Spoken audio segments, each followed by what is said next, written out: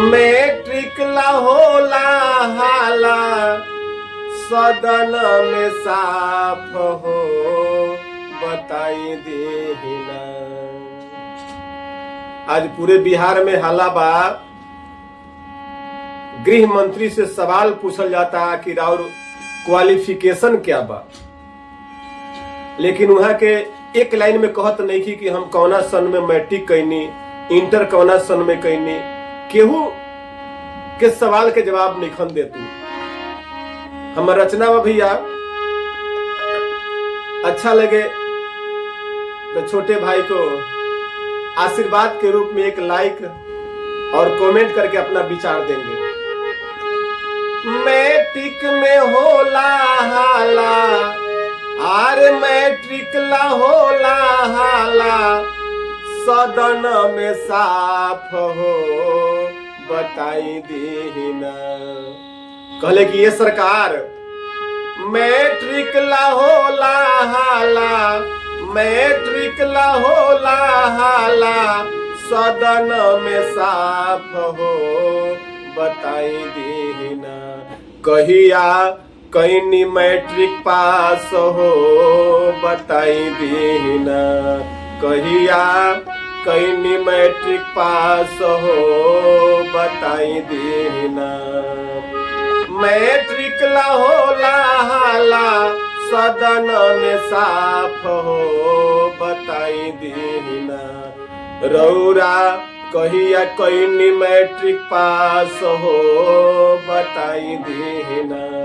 कहिया कैनी matric pass हो बताई देहिना। आम जनता पूछा था, लेकिन सरकार के नियम नहीं है, गृह मंत्री का नियम नहीं है कि इस ठंड के महीने में किसी गरीब का घर उजाड़ देना। ये कहाँ का इंसाफ है? आप उसे समय दीजिए। अटेंडेंस इतना आवश्यकता नहीं हो गई उस जमीन की जिसे आप बेघर कर रहे हैं। ये सरकार का काम नहीं है। आगे का लाइन है मेरा, मैट्रिक ला होला हाला, मैट्रिक ला लागल झाला। आगे जनता उनका सुहा से पूछा था मैट्रिक में लागल झाला यही से तो होता हाला। मैट्रिक में लागल झाला यही से तो होता हाला। मैट्रिक में लागल झाला यही से तो होता हाला।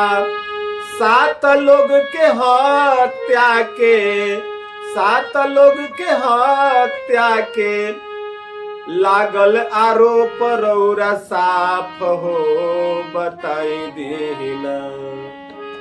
कहिया कैनी मैट्रिक पास हो बताई देहिना। कहिया कैनी मैट्रिक पास हो बताई देहिना। आज बिहार में एक तरफा लोग दोष देता गृह मंत्री के कि अच्छा नहीं खे होत, ये अच्छा नहीं खे होत। आगे के हमार लाइन में भैया, कानून के राज रौरा करी स्थापित, बुलडोजर गरीबवन के डराई नहीं राजा। कानून के राज रौरा करी स्थापित, बुलडोजर से गरीबवन के डराई नहीं राजा। रावण के रहल नहीं, रावण के रहल नहीं, कौरव कंस के समाई हो बताई देहिना। रावण के रहल नहीं, कौरव कंस के समाई हो बताई देहिना। कहिया कैनी मैट्रिक पास हो बताई देहिना। कहिया कहीं मैट्रिक पास हो बताई देना। मैट्रिक ला होला हाला, मैट्रिक ला होला हाला, मैट्रिक ला होला सदन में साफ हो बताई देना। कहिया कहीं मैट्रिक पास हो बताई देना। कहिया कहीं मैट्रिक पास हो बताई देना। अच्छा लगे भैया तो हमारे वीडियो को पूरे बिहार में लोगों तक पहुंचाए, ये हमारी आपसे हार्दिक कामना है।